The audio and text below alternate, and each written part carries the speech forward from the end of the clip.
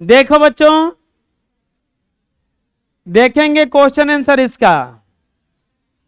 नाखून क्यों बढ़ते हैं, यह प्रश्न लेखक के आगे कैसे उपस्थित हुआ है? नाखून क्यों बढ़ते हैं यह प्रश्न लेखक के आगे आया कैसे? एक दिन लेखक की पुत्री ने लेखक से पूछा कि नाखून क्यों बढ़ते हैं, अतः नाखून क्यों बढ़ते हैं प्रश्न लेखक के सामने उनकी पुत्री द्वारा पूछे गए प्रश्न द्वारा उपस्थित हुआ।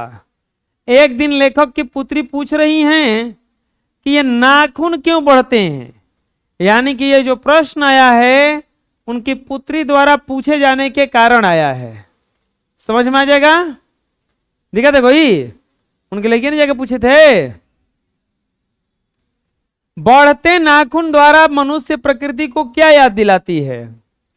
तो बढ़ते नाखून द्वारा प्रकृति मनुष्य को यह याद दिलाती है कि जब मनुष्य वनमानुष जैसा जंगली था तब उसे जीवन की रक्षा करने के लिए नाखूनों की जरूरत थी। उस समय मनुष्य अपने शत्रुओं से अपनी रक्षा नाखूनों द्वारा ही किया करते थे। अतः प्रकृति बढ़ते नाखून द्वारा मनुष्य की याद ही मानव रूप का याद दिलाता है। नाखून बढ़ बढ़ करके मनुष्य को यह याद दिलाता है कि देख रे मानव, आज तो तू रूप अपना बदल लिया है, तू पहले वनमानुष था। पहले क्या था? ये कौन याद दिलाता है? नाखून। और कौन याद दिलाता है? प्रकृति। प्रकृति नाखून बढ़ा बढ़ा करके बताता है कि देखो वनमानुष था, वही वनमानुष का अंश किसी किसी में रह गया तो अभी भी नाखून बढ़ा लेता है। बुझा गया? कोई दिक्कत है? हम किसी को नहीं कह रहे हैं, हम ऐसे ही बोल रहे हैं। बोलो, बढ़ते नाखून द्वारा प्रकृति मनुष्य को यह याद दिलाती है कि मनुष्य जब वनमानुष जैसा जंगली था तब उसे अपनी जीवन रक्षा के लिए नाखूनों की जरूरत थी। उस समय मनुष्य अपने शत्रुओं से अपनी रक्षा नाखून द्वारा किया करते थे। अतः प्रकृति बढ़ते नाखून द्वारा मनुष्य को आदि मानव रूप की याद दिलाती है। लेखक द्वारा नाखूनों को अस्त्र के रूप में देखना कहां तक संगत है? मतलब क्या सही है क्या? लेखक जो नाखून को अस्त्र के जैसा मान रहा है कि यह नाखून नहीं, यह भयंकर हथियार है। नाखूनों को लेखक द्वारा अस्त्र के रूप में देखना पूर्णतः तर्कसंगत है। क्यों? अभी भी जो छोटे बालक होते हैं नकोट बकोट देते हैं और दांत से काटने लगते हैं, तो उनके लिए अस्त्र शस्त्र कौन होता है? नाखून। तो वैसे ही नाखून द्वारा लेखक को अस्त्र के रूप में देखना पूर्णतः क्या है? तर्कसंगत है, सही है। क्योंकि उस समय जब मनुष्यों में विकास नहीं हुआ था तब मनुष्य वनमानुष जैसा जंगली था। जीवन रक्षा अथवा अपने शत्रुओं से जूझने के लिए अस्त्र की आवश्यकता थी। इसी आवश्यकता की पूर्ति के लिए वे नाखूनों का प्रयोग करते थे। इसी सब आवश्यकता की पूर्ति के लिए वो किसका प्रयोग करता था? बोलो, नाखूनों को लेखक द्वारा अस्त्र के रूप में देखना पूर्णतः तर्क संगत है। क्योंकि उस समय जब मनुष्यों में विकास नहीं हुआ था, मनुष्य वनमानुष जैसा जंगली था। जीवन रक्षा अथवा अपने शत्रुओं से जूझने के लिए उसे नाखूनों की अस्त्र के रूप में आवश्यकता थी। इसी आवश्यकता की पूर्ति के लिए वे नाखूनों का प्रयोग करते थे। तो नाखून का प्रयोग करना तो बिल्कुल सही था। मनुष्य बार बार नाखूनों को क्यों काटता है? ये जो आदमी है वो नाखून को बार बार काटता क्यों है? नाखून मनुष्य की पशु वृत्ति का प्रतीक है। मनुष्य अपना पशु वृत्ति को बार बार नाखून को काटकर मिटाना चाहता है और वह चाहता है कि उसके पास खड़ा है। पंखा बंद कर दो, पंखा बंद कर दो। कब से देख रहे हैं दोनों का मीटिंग कर रहा है? क्या हुआ? बिहार में वोटर वेरिफिकेशन हो रहा है, उसमें तुम्हारा नाम ना है। बिहार में कुछ जिला है 2-3 गो ना, उस जिला का जितना आबादी है ओकरा से आबादी से ज्यादा वो जब वोट है, मतलब 1-2 को वोट बेसी नहीं है, 1 लाख वोट ज्यादा है उजा। अब चुनाव आयोग का किया कि वेरिफिकेशन डाल दिया, बोला कि 11 गो दस्तावेज में से 1 गो दस्तावेज प्रस्तुत कर दीजिएगा तो हम मान लेंगे कि आप यहां के हैं। अब सारा विपक्ष उमड़ पड़ा कि ये गलती हो रहा है, ये संविधान पे हमला है। अरे ससुरा, संविधान पे हमला ही में कैसे हो जाएगा रे? घर में स्कूल में एडमिशन है 400 लड़कन के, छात्रवृत्ति आ रहा है 600 लड़कन के, तो 200 के हड़सन, वो 200 कहाँ जाता पैसा भाई? में प्रिंसिपल पे अगर हमला हुआ कि भैया बताइए क्या है, तो संविधान पे हमला हो गया क्या? स्कूल पे हमला कर दिया आके केंद्र सरकार ने? अरे कुछ नहीं किया है। आतना वोट ज्यादा है। बिहार बंद हुआ था एक दिन, वो ही मामला के लेके हुआ था। वो में ये दौड़ गए सब सुप्रीम कोर्ट में कि देखिए महाराज महामहिम बचाइए, संविधान पे हमला हो गया। क्या हमला हो गया? सुप्रीम कोर्ट पूछा तो बोला कि देखिए ये लोग अभी वेरिफिकेशन करवा रहा है। बोलो ठीक तो कर रहा है रे, गलती क्या कर बस तो नहीं चले। उल्लात मार के भगाए वगैरह के, वो में गलती कौन है बताओ? जो मान लो कि हमसे पूछने कोई आएगा कि अब यहाँ के नागरिक है कि नहीं, हम दिखा नहीं देंगे, आधार कार्ड है मेरे पास, पैन कार्ड है मेरे पास, स्कूल का सर्टिफिकेट है, क्या दिक्कत है? तुमसे 11 गो में से 1 गो मांग रहा है, खाली 1 गो, कि 11 में से तू 1 गो लाओ हम मान लेंगे। तो 1 को नहीं कि तो अभी तो रोबोत का पड़े जाके दे दे, आना तो कहो कि ना ये जाके। ये हुआ क्या है ना, बांग्लादेशी और दूसरा नेपाली वाली सब घुसा है, ये वोट मारेगा, मार के चला जाएगा। लोग बहुत धांधली है, यही से ये लोग बेचारा रो रहा है सब कि हमनी के वोट गड़बड़ा जाता ना। बात समझ में आ रहा है? इसमें जो विपक्ष है वो लोग का वोट गड़बड़ा जाएगा। इसमें देखो गड़बड़ा जाएगा, नहीं गड़बड़ा गया समझ लो अब ना। तू कैसे वो? अच्छा तर्के ना कोई देखेगा। आप बताइए घर में 8 गो आदमी खाली रहते हैं, अब 12 आदमी के डेटा बन रहा है, तो 4 आदमी के है, हिसाब देना पड़ेगा ना कि 4 आदमी के जो खाना बेसी बनता है कहाँ जाता? बताइए, वही गड़बड़ है। तो वही बनाना विचार कर रहा है तू लोग ना अपना पर विचार कर लो। 10th का परीक्षा होने वाला है, चुनाव तो हर 5 साल पर ही करेगा। देखो नाखून मनुष्य की पशु वृत्ति का प्रतीक है। मनुष्य इसे बार बार काट कर अपनी पशुता को मिटाना चाहता है। देखो वो लोग ना बोल रहा था तो आवाज कम आ रहा था ना, बोलने लगा तो आवाज बढ़ गया ना। इससे सिद्ध होता है कि वो लोग बात कर रहा था।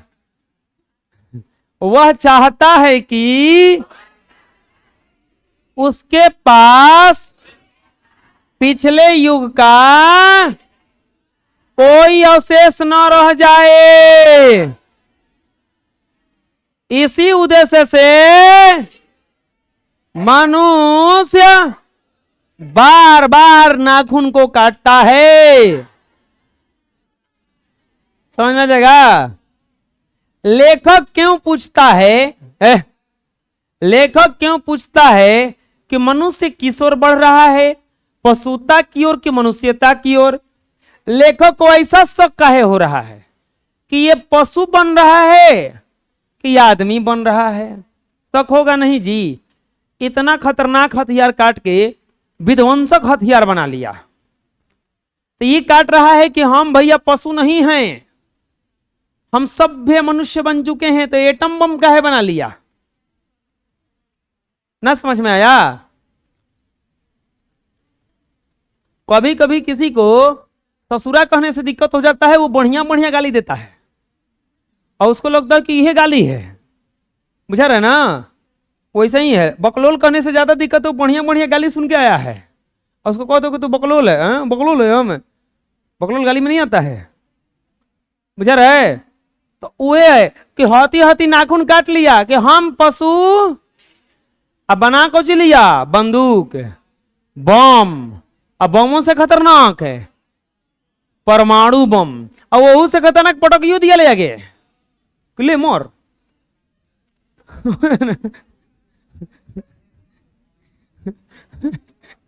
अरे अभी भारत पाकिस्तान का हुआ था तो मैं क्या धमकी दिया था कि देखिए भारत को रोक दीजिए, नहीं तो हम सीधे परमाणु बम मारेंगे ही जा, बुझा रहा ना? परमाणु बम मारेंगे। और वो इसलिए कहा था कि देखो हम तो डूबे के सनम तुमको भी डुबाएंगे। वही हलिया था उसका कि भारत को मार देगा तो भारत को देखो उतना दिक्कत नहीं होगा, ये में तो पाकिस्तान खत्म ही हो जाता। साफ था, कहीं गलती से मार देता ही तो भारत तनकी बम पटक दो जा। 133 के 134 को बम रखा है या, और 76 75 को रखा है, और कतनी में है 133 को पटक देगा। आकाश पाताल सब खत्म हो जाएगा वहां का। लेखक का मानना है कि यह नाखून का बढ़ना पशुता की निशानी है और नाखून का काटना मनुष्यता की, किंतु आश्चर्य यह है कि मनुष्य अपनी पशुता मिटाने के लिए नाखून काटता है तो इतने खतरनाक और विध्वंसकारी हथियार क्यों बनाता है? आधुनिक अस्त्र शस्त्र तो नाखून की तरह पशुता की निशानी है। इसीलिए लेखक प्रश्न उचित करता है कि आज मानवीय प्रवृत्ति को देखकर प्रतीत होता है कि मनुष्य पशुता की ओर बढ़ रहा, लग नहीं रहा है कि मनुष्य मनुष्यता की ओर कहां बढ़ रहा है? पहले के तुलना में मनुष्य निर्दयी हो गया है कि दयावान हो गया है? बहुत निर्दयी हो गया है। अगर पहले के तुलना में देखा जाए तो दया है, ये नहीं है, दया बस नाम के लिए है। अब तो रोता हुआ देख के आदमी कहता है साइड होकर रो, साइड होकर रो, हमको जाने दो, नहीं तो चिल्ला चिल्ला मत रो, आराम से सुसुक सुसुक करे वो, हमको डिस्टर्ब नहीं होना चाहिए, रो। लेकिन तुम ये नहीं पूछेगा काहे रो रहे हो, बिस्कुट चाहिए लो, चुप हो जाओ ना, रोवो, डिस्टर्ब मत करो। लेखक का मानना है कि अच्छा आप लोग कुछ देखते हैं टीवी अभी सीरियल विरियल चाहे कुछ हो ऐसा, कोई एकदम आता है कि रोना आ जाता है, रोना आ जाता है, तुम लोग को आ जाता होगा, सबको आ जाता है, ऐसा कोई गया कुछ होके ना? तुम लोगों में जी ना, तो उनको नहीं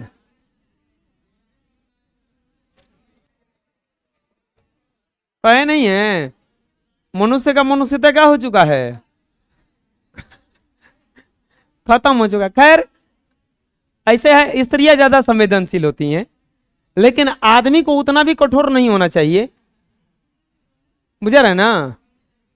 फीमेल जो जाति होती है उनमें संवेदना थोड़ा ज्यादा भरा रहता है किसी के प्रति, वो जल्दी रोने लगती है, ये बात सही है। लेकिन आदमी इतना कठोर थोड़ा ना होगा कि रो भी नहीं करेगा, हम तो ना रो, वो हृदय नहीं वो पत्थर है, पत्थर हो जाएगा वो।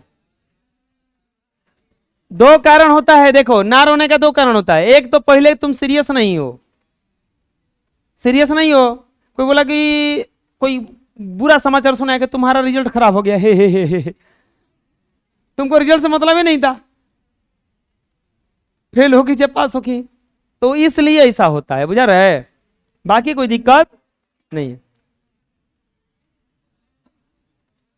ब्रो लेखक का मानना है कि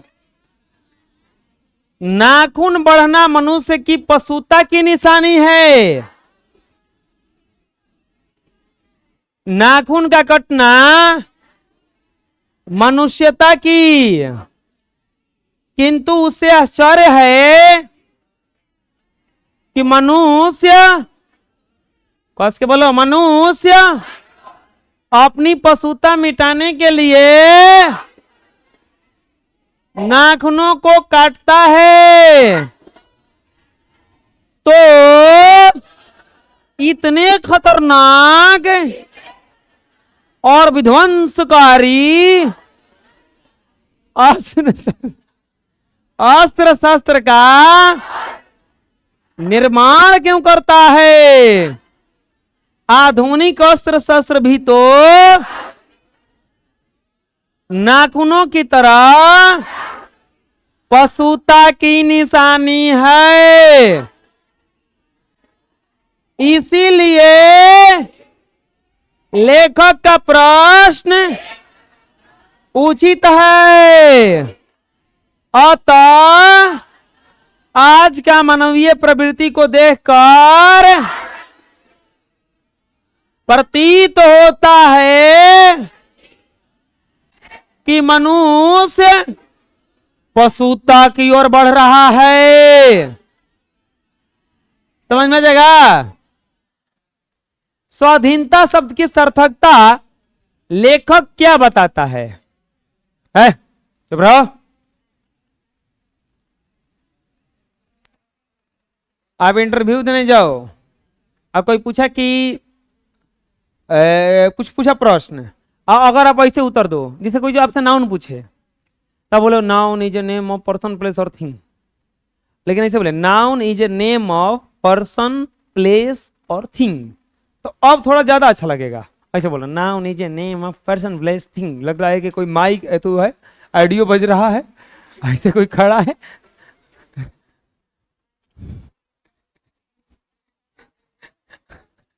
नहीं लगेगा कि कोई टेप चालू कर दिए हैं और ऑडियो बजा दिए हमें और बोल रहे noun is a name of person place और थिंग।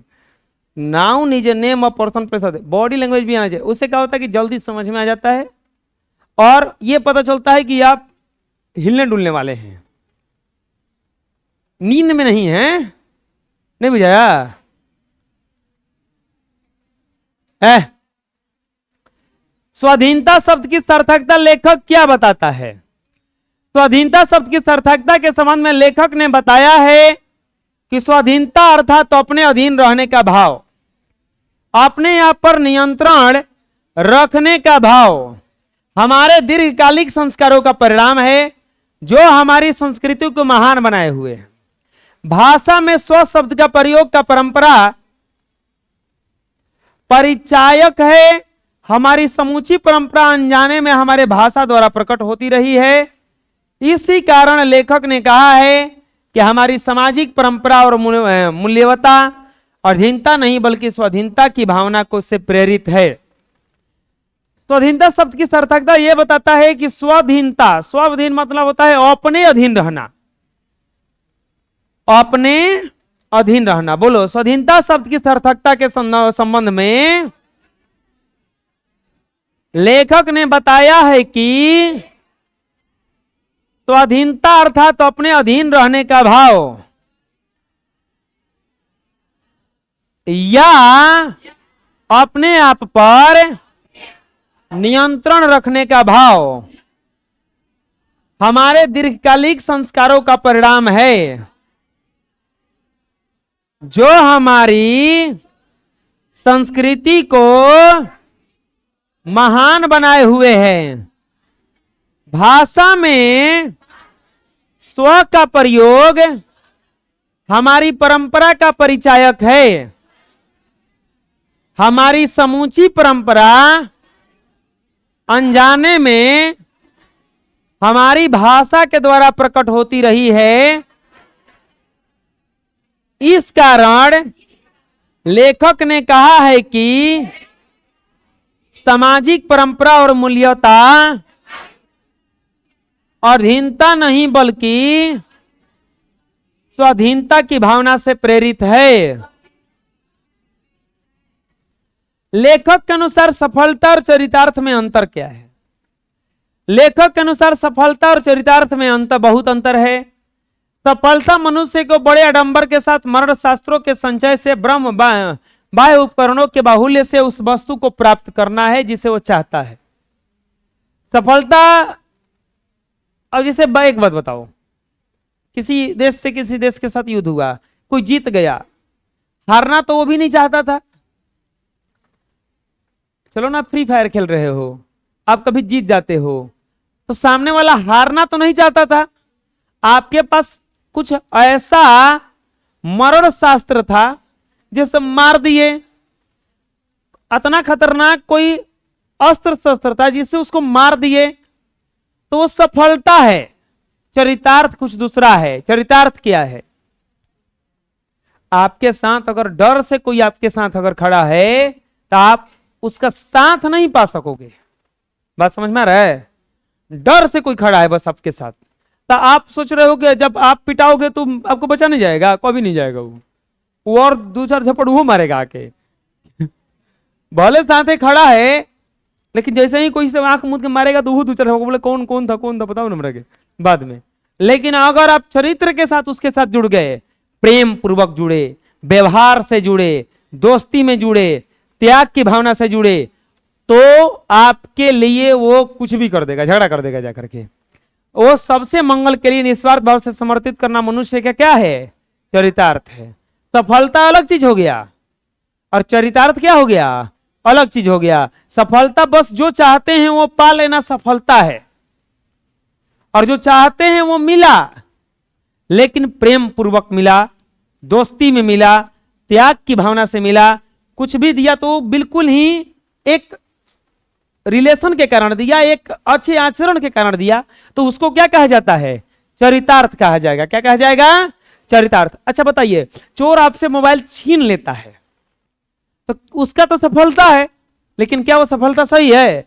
आप जाके दुकानदार से मोल भाव करके सामान खरीद लेते हैं तो वो अलग हो गया ना, वो चरित्र को दर्शाता है। मोल भाव की ये कोई दिक्कत नहीं है, खरीदे आप, तो ये चरितार्थ कहलाएगा। और छीन लेना, गए दुकान पे, दो गो बंदूक निकाले, बोले चल दो चार को मोबाइल है में डाल, जोरा मैंने तो मार दे गोली।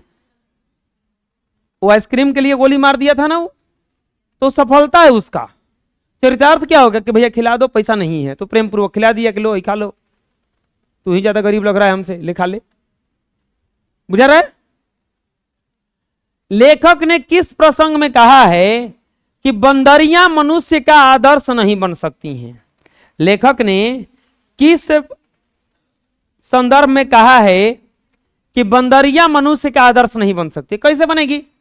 एक सवाल और आता है कि हर समय पुराना से मोह करना ठीक नहीं है, और नया हमेशा खराब नहीं होता, पुराना हमेशा बढ़िया नहीं होता। लेखक के कहने का अभिप्राय यह है कि पुराने से चिपके रहना बुद्धिमत्ता नहीं है। परिवर्तन आएगा ना तभी जाकर के कुछ हो सकता है कि अलग चीज बने। पुराने चीज से चिपके रहो। अब एक फोन है जो 2G है, उसे से चिपके रहो, तो क्या आपको आजकल के युग में लेके जाएगा पाएगा? क्योंकि उसे उसको छोड़ना चाहिए अब, क्योंकि वो उतना स्पीड नहीं देगा जितना अभी स्पीड का काम है। अरे आप बीच रोड पे सोचो, आप पुराने से चिपके रहने का सबसे साधारण भाषा बताते हैं। आप चले जाओ नेशनल हाईवे पे 4 लेन पे, आप उस पे साइकिल बीच में चलाओ, क्या होगा हाल आपको पता है? कोनो ना कोनो मार के चला जाएगा उसको, और नहीं तो 10 को गाली देगा ना। आपका गलती कोई नहीं था, पुराना से चिपके हुए थे कि हम तो साइकिल हमारे घर है, हम साइकिल चलाते रहेंगे, साइकिल है हमारे, साइकिल चलाते रहे, पुराने से चिपके रहे। लेकिन आज का युग उसको एक्सेप्ट किया ही नहीं, तो वही करेंगे। लेखक का कहने का अभिप्राय यह है कि पुराने से चिपके रहना बुद्धिमत्ता नहीं है। पुराने का मोह हर समय वांछनीय नहीं होता। बंदरियां मरे हुए बच्चे को अपने गोद में दबाई रहती है, अर्थात पुराने से चिपकी रहती है, तो यह किसी मनुष्य के लिए आदर्श नहीं बल्कि बन सकती। सभी पुराने अच्छे नहीं होते और सभी नए खराब नहीं होते। हम भारतीय स्वाधीनता चाहते हैं और धीनता नहीं। बंदरिया जो होती है अपने बच्चे को मर जाएगा तब वो उसको फेंकती नहीं है, उसको लेके घूमती रहेगी। ये सही थोड़े ना है, मर गया फेंको उसको। तो वही कह रहे हैं कि हर पुराना अच्छा नहीं होता और हर नया खराब नहीं होता। हमें स्वाधीन बनना है, किसी के अधीन नहीं। स्वाधीन मतलब होता है अपने अधीन हम हैं, और अधीन का मतलब होता है कि दूसरे के अधीन है। वो कह रहा है तो कुछ कर रहे हैं, नहीं कह रहा है तो कुछ नहीं कर रहे हैं। बोलो, लेखक के कहने का अभिप्राय यह है कि पुराने से चिपके रहना बुद्धिमता नहीं है। पुराने का मोह हर जगह हर समय वांछनीय नहीं होता। बंदरिया मरे हुए बच्चे को भी अपने गोद में दबाए रहती है, अर्थात पुराने से चिपकी रहती है। यह किसी मनुष्य के लिए आदर्श नहीं बन सकती। सभी पुराने अच्छे नहीं होते और सभी नए खराब नहीं होते। हम भारतीय स्वाधीनता चाहते हैं, अधीनता नहीं। नख का कटना, बढ़ना और काटना मनुष्य की सहजात वृत्तियां है। कैसे? मानव शरीर में बहुत सारी अभ्यास जन्य सहजात अंतर वृत्तियां अंतर्निहित हैं। दीर्घकालीन आवश्यकता बनकर मानव शरीर में विद्यमान रही सहज वृत्तियों के ऐसे गुण हैं जो अनायास ही अनजाने में अपने आप काम करती हैं। कुछ ऐसे अंग हैं जो अनायास ही अपने आप में काम करता रहता है। नाखून का बढ़ना उनमें से एक है। वास्तव में सहजात वृत्तियां अनजान स्मृतियों को कहा जाता है। नख बढ़ाने की सहजात वृत्तियां मनुष्य में निहित पशुत्व का प्रमाण है और उन्हें काटने की जो प्रवृत्ति है वो मनुष्यता की निशानी है। मनुष्य के भीतर पशुत्व है लेकिन वह उसे बढ़ना नहीं चाहता। मानव पशुता छोड़ चुका है क्योंकि पशु बनकर वह आगे नहीं बढ़ सकता। इसीलिए पशुता की पहचान नाखून को मनुष्य काट लेता है। लेखक कहना चाहते हैं कि कुछ सहजात वृत्तियां कुछ अपने आप अंग में काम होता रहता है। हमें अंदर से पता है कि हम पशु वृत्ति के हैं, पहले के आदि मानव हैं, लेकिन नाखून काट करके हम उसको भुलाना चाहते हैं कि नहीं, ऐसा नहीं होगा।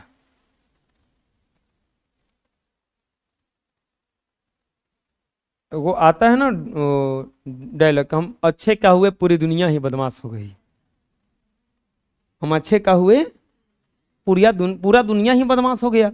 तो इसलिए कहा जाता है कि हम अच्छा बनना चाहते थे लेकिन दुनिया हमको अच्छा बनने, ये मनुष्य अपना मन पशुता मिटाना चाहता है लेकिन कहता है प्रकृति की ना भैया याद करत रह। ना होता है कि देख हम सुधर गए बानी, फिर हमरा के बिगाड़ो मत। तो वही हाल है। तो ये कुछ सहजात वृत्तियां हैं जो हमेशा चलती रहती हैं। बोलो, मानव शरीर में बहुत सारी अभ्यास जन्य सहज वृत्तियां अंतर्निहित है। दीर्घकालीन आवश्यकता बनकर मानव शरीर में विद्यमान रही सहज वृत्तियों के ऐसे गुण हैं जो अनायास ही अनजाने में अपने आप काम करती हैं। नाखून का बढ़ना उनमें से एक है। वास्तव में सहजात वृत्तियां अनजान स्मृतियों को कहा जाता है। नख बढ़ाने की सहजात वृत्तियां मनुष्य में निहित पशुत्व का प्रमाण है। उन्हें काटने की जो प्रवृत्ति है वह मनुष्यता की निशानी है।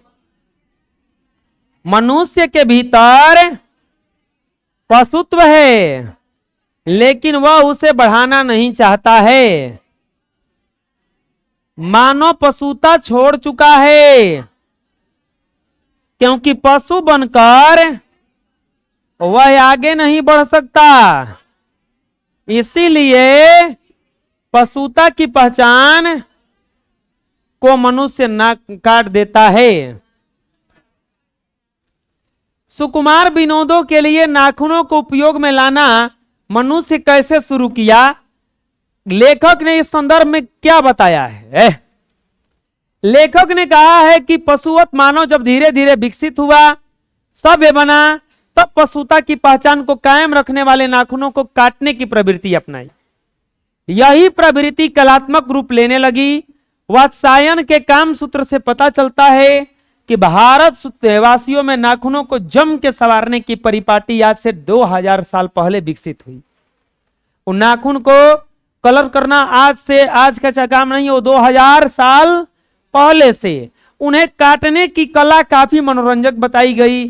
त्रिकोण, वर्तुलाकार, चंद्राकार, दंतुल आदि विविध आकृतियों के नाखून उन दिनों विलासी नागरिकों के मनोरंजन का साधन बना। देखो, अब उस समय आजकल के जैसा यूट्यूब फेसबुक तो था नहीं कि आदमी उस पर टाइम स्पेंड कर सके, तो लोग नाखूने काटता था जैसे तैसे बैठ के 3 घंटा नाखून काट रहा है, फिर उसको कलर कर रहा है लाला के।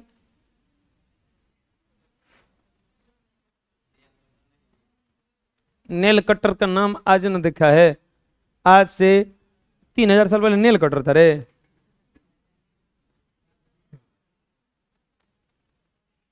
तीन हजार साल पहले तो था ना? नहीं,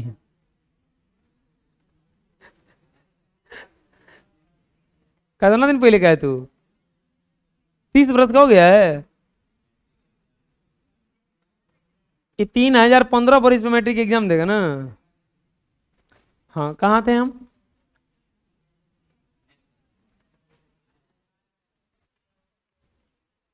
अभी नेल कटर से कितना को नाखून काटने नहीं आता है?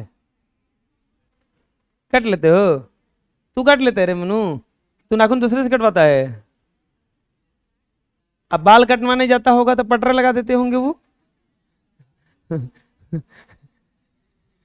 लगा देता है जी ना? भेटा जाता है? कहाँ कटवाता? ईटा पिट गए? छोटका कुर्सी तुम्हारे लिए रखा है का? आए? अरे तू भेटा जाता है कुर्सी में? अरे इतना बड़ा रहता है ये। तू तो ये जो बैठेगा तो इतने में आएगा। बलवा कैसे बैठता है? तू खड़ा रहता है क्या कुर्सी? ओ पटरा नहीं लगता।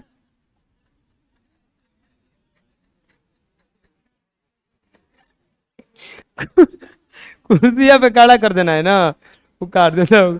चलो जी देखो, अरे तो पटरा लगाने से दिक्कत कौन सी है तुमको? देखो जी, पहले के आदमी क्या करता था? नाखूनों को तरह तरह से काटता था और अरे पहले नाखूनों को तरह तरह से काट करके उसको सजाता रहता था। बोलो, लेखक ने कहा है कि पशु वाला मानव जब धीरे धीरे विकसित हुआ, सभ्य बना, तब पशुता की पहचान को कायम रखने वाले नाखूनों को, बोलो, पशुता की पहचान को कायम रखने वाले प्रवृत्ति को अपनाए। पशुता के पहचान को कायम रखने वाले नाखूनों को काटने की प्रवृत्ति अपनाई। यही प्रवृत्ति कलात्मक रूप लेने लगी। वात्सायन के काम सूत्र से पता चलता है कि भारतवासियों में नाखूनों को जम के संवारने का परिपाटी आज से 2000 वर्ष पहले विकसित हुई और उन्हें काटने की कला काफी मनोरंजक बताई गई। त्रिकोण, वर्तुलाकार, अर्धचंद्राकार, दंतुल आदि विविध आकृतियों के नाखून उन दिनों विलासी नागरिकों के मनोरंजन का साधन था। मनुष्य के पूंछ की तरह उसके नाखून भी एक दिन झड़ जाएंगे। प्राणी शास्त्र के अनुसार इस अनुमान से लेखक के मन में कैसी आशा जगती है? जिस तरह मनुष्य का पूंछ खत्म हो गया, वैसे ही एक दिन क्या खत्म हो जाएगा? नाखून। तो ये लेखक के मन में कैसी आशा जगती है? बस आंसर इसका यही होगा कि जिस चीज का यूज ना हो, वो चीज धीरे धीरे क्या हो जाता है? खत्म हो जाता है। वैसे ही नाखूनों का यूज धीरे धीरे अस्त्र शस्त्र बनाइए लिया है, एटम बम बनाइए लिया है, तो नाखून का काम कोची है? एक दिन ये भी धीरे धीरे क्या हो जाएगा? खत्म हो जाएगा। धीरे धीरे क्या हो जाएगा? बोलो, प्राणी शास्त्र का अनुमान है कि एक दिन मनुष्य की पूंछ की तरह नाखून भी झड़ जाएंगे। इस तथ्य के आधार पर ही लेखक के मन में ऐसी आशा जगती है कि भविष्य में मनुष्यों के नाखून का बढ़ना बंद हो जाएगा। उसी प्रकार जैसे अनावश्यक अंग झड़ जाएगा, जिस प्रकार उसकी पूंछ झड़ गई, अर्थात मनुष्य वसुता को त्याग कर मानवता को पूरी तरह से प्राप्त कर लेगा, पूरी तरह से मानव बन जाएगा। तो यह पूंछ भी खत्म हो गया था, अभी क्या खत्म हो जाएगा? नाखून भी। अगला प्रश्न है कि मैं मनुष्य के नाखूनों को देखता हूं तो कभी कभी निराश हो जाता हूं। सप्रसंग व्याख्या करना है इसका। सप्रसंग व्याख्या कभी भी आए, क्या कर रहे हो जी? सप्रसंग व्याख्या कभी भी आए तो आपको थोड़ा सा डिटेल से ये लिखना है कि प्रस्तुत पंक्तियां हजारी प्रसाद द्विवेदी द्वारा लिखित नाखून क्यों बढ़ते हैं पाठ से लिया गया है। यहां लेखक ने मनुष्य की पार्श्विक प्रवृत्ति पर चिंता व्यक्त की है। क्या चिंता व्यक्त किया है? लेखक के अनुसार मनुष्य जब जंगली अवस्था में था तब तो उसके नख का बढ़ना जीवन रक्षा के लिए आवश्यक था। उस समय मनुष्य और पशु में कोई अंतर नहीं था, लेकिन धीरे धीरे मनुष्य विकास करता गया और उसके विकास के अनुरूप उसके अस्त्र शस्त्रों में भी परिवर्तन होने लगे। आज मनुष्य विकास की बहुत लंबी दूरी माप चुका है। इस स्थिति में लेखक जब मनुष्य के बढ़े हुए नाखूनों की ओर ध्यान देता है तो घोर निराशा में डूब जाता है कि उसकी दृष्टि में नखों को बढ़ाना मनुष्य की पार्श्विक वृत्ति का ज्वलंत प्रमाण है और उसे काटना मानवीय प्रवृत्ति का। लेखक यह सोचता है कि मनुष्य अपनी पशुता मिटाने के लिए अपने नाखूनों को काटता है तो इतने विध्वंसकारी हथियार क्यों बनाता है? मनुष्य की यह प्रवृत्ति मनुष्य के लिए उचित नहीं है। लेखक बस मनुष्य के नाखूनों को देखता है तो निराश इसलिए होता है क्योंकि उसको यह देख के लगता है कि मनुष्य नाखून को काट करके कह रहा है कि हम पशु नहीं बनेंगे, लेकिन अस्त्र शस्त्र बना करके महापशु बन गया है, खतरनाक पशु बन गया है। तो वही कह रहा है। बोलो, प्रस्तुत पंक्तियां हजारी प्रसाद द्विवेदी द्वारा लिखित नाखून क्यों बढ़ते हैं शीर्षक ललित निबंध से लिया गया है। यहां लेखक ने मनुष्य की पार्श्विक प्रवृत्ति पर चिंता व्यक्त की है। खड़ा हो जाओ तो सब खड़ा हो जाओ। कहानी बोल रहे जी, बुलवा रहे हैं तो खड़ा हो। बैठे बैठे आलसी हो गए होगा। हम ये खड़े हैं 3 घंटे से, तो लोग बैठे है, खड़े रहो तो लोग भी। लेखक के अनुसार देखो एक बार में सुधार हो गया। लेखक के अनुसार जब मनुष्य जंगली अवस्था में था तब उसके नख का बढ़ना जीवन रक्षा के लिए आवश्यक था। उस समय मनुष्य और पशु में कोई अंतर नहीं था, लेकिन धीरे धीरे जब मनुष्य विकास करता गया उसके विकास के अनुरूप उसके अस्त्र शस्त्रों में भी परिवर्तन होते गए। आज मनुष्य विकास की बहुत लंबी दूरी माप चुका है। इस स्थिति में लेखक जब मनुष्य के बड़े नाखून की ओर ध्यान देता है तो वह घोर निराशा में डूब जाता है। उसकी दृष्टि में नाखों का बढ़ना पाश्विक वृत्ति का ज्वलंत प्रमाण है,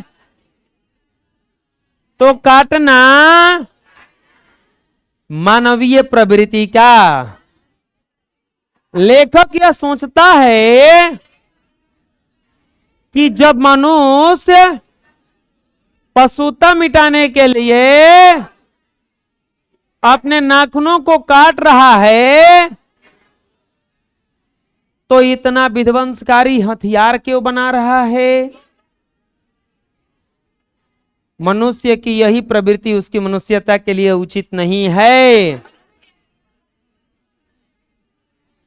समझ में आ जाएगा? ठीक है, इस तरह से एक्सरसाइज 4 खत्म हुआ। ठीक है।